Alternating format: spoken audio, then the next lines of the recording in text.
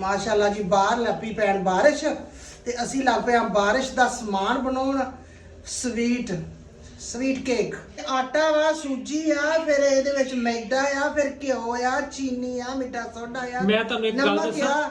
ਅੱਛਾ ਇਹ ਮੈਂ ਤੁਹਾਨੂੰ ਗੱਲ ਦੱਸਾਂ, ਇਹ ਬੇਬੇ ਨੇ ਚੈੱਕ ਕਰੋ ਥੱਲੇ ਛਾਪਰ ਵਿਛਾਇਆ। ਛਾਪਰ ਕਦ ਲਈ ਵਿਛਾਇਆ? ਛਾਪਰ ਵਿਛਾਇਆ ਛੇਤੀ ਵਲੀਆਂ ਜਾਣਗੀਆਂ। ਲੈ ਜੀ ਹੁਣ ਅਸੀਂ ਵਾਲਦੇ ਇਹਨਾਂ ਨੂੰ ਵਾਲਦੇ ਤੁਹਾਨੂੰ ਤਰੀਕਾ ਹੁਣ ਬੇਬੇ ਨੇ ਕਿਹਾ ਵਲੀਆਂ ਅੱਗੇ ਮੈਂ ਰਿਕਾਰਡ ਨਹੀਂ ਕੀਤਾ। ਮੈਂ ਕਿਹਾ ਚਲੋ ਮੈਂ ਛੇਤੀ ਰਿਕਾਰਡਿੰਗ ਕਰਾਂ ਤੁਹਾਨੂੰ ਵਿਖਾਵਾਂ ਨਾਲ ਬੇਬੇ ਪਾਪਾ ਜੀ ਕਿਵੇਂ ਦੀ ਸਵੀਟ ਡਿਸ਼ ਬਣਾਉਣੀ ਹੈ। ਤੁਸੀਂ ਇਹਨਾਂ ਨੂੰ ਘਰੇ ਟਰਾਈ ਕਰਾਂ। ਮੈਂ ਜ਼ਿੰਦਗੀ ਚ ਅੱਜ ਤੱਕ ਇਹ ਨਹੀਂ ਖਾਦੀ।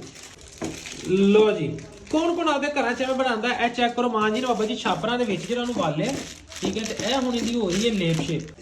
ਇਹ ਕੀ ਮਾਸ਼ਾਅੱਲਾ ਇਹਦੇ ਨਾਲ ਇਹ ਕੀ ਇਹਦੇ ਨਾਲ ਕਟਿੰਗ ਗੋਲ ਹੋਏਗੀ। ਤੈਨੂੰ ਨਜ਼ਰ ਨਹੀਂ ਆਉਣ ਡਿਆ? ਹਾਂ ਮਾਂ ਜੀ ਕੈਮਰੇ ਤੁਹਾਡੇ ਹੱਥ ਦੀਆਂ ਝੂੜੀਆਂ ਨਜ਼ਰ ਆ ਰਹੀਆਂ ਨੇ। ਉਹ ਜਾਣੇ ਹੁਣ ਬੁੱਢਿਆਂ ਦੀਆਂ ਝੂੜੀਆਂ ਦਿਸਣੀਆਂ।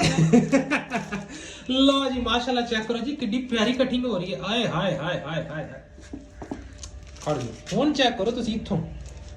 आए हाय हाय ला जी है तो मजेदार लच्छेदार पराठा बन गया है। लो जी ये हो गया हमारे पास। क्या इनका नाम क्या है? बिस्किट। ये हो गया हमारे पास जी देसी बिस्किट तैयार। अब देसी बिस्कुट के होने की करना फ्राई। ਪੁੱਤ ਪਹਿਲਾਂ ਕੌਣ ਬੇਕਰੀਆਂ ਤੇ ਜਾਂਦਾ ਸੀ?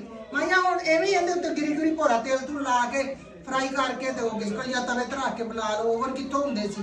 लो जी नेक्स्ट वीडियो जैसे ਤੁਹਾਨੂੰ ਇਹ ਫਰਾਈ ਕਰਕੇ ਦਿਖਾਣੇ ਆ। ਸਾਡੇ ਨਾਲ ਜੁੜੇ ਰਹਿਣਾ। Okay bye bye.